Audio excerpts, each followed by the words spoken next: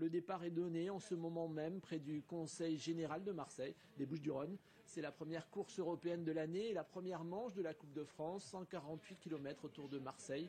Un tracé assez difficile qui emprunte notamment le col de la Gineste. Incroyable scénario de course pour les coureurs de la Pomme, conclu à l'arrivée du Grand Prix de la Marseillaise par la victoire de Justin Jules au sprint. Un sprint de référence puisqu'il bat le vainqueur sortant, Samuel Dumoulin. Il y avait encore un coureur devant qui restait jusqu'à 10 mètres de la ligne et bon, il fallait que j'aille le reprendre. Après, j'ai vu Dumoulin qui remontait.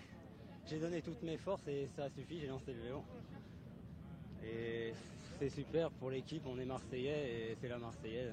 Je suis content pour tout le monde, pour moi. Du blanc et encore du blanc. Le peloton de la Marseillaise n'a vu que le blanc des maillots des pommiers tout au long de cette course. C'est tout d'abord le local et néo-pro Thomas Rostolan qui signe la première attaque de la journée. Bien relayé au 17e kilomètre par son coéquipier Thomas Vaubourzex, le Varois va avec le Belge Valaise effectuer un baroud de plus de 100 km. Ils compteront jusqu'à 7 minutes 30 d'avance au sommet du Petit Galibier. Une échappée qui va se terminer à 20 km de l'arrivée. Thomas Vaubourzex a tout donné.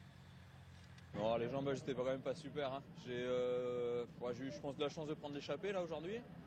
Après, c'était dans la tactique de course. Bon, après, on a fait la journée devant. J'ai essayé de prendre appui un peu pour Benjamin. Malheureusement, on se fait reprendre par le groupe des costauds. Apparemment, Justin est gagné à l'arrivée. Donc, c'est une bonne surprise et c'est bien pour l'équipe. Une victoire collective qui vient à point nommé pour la Pomme. Les Marseillais s'invitent ainsi à la table des grandes équipes. Et une conclusion comme ça, c'est royal.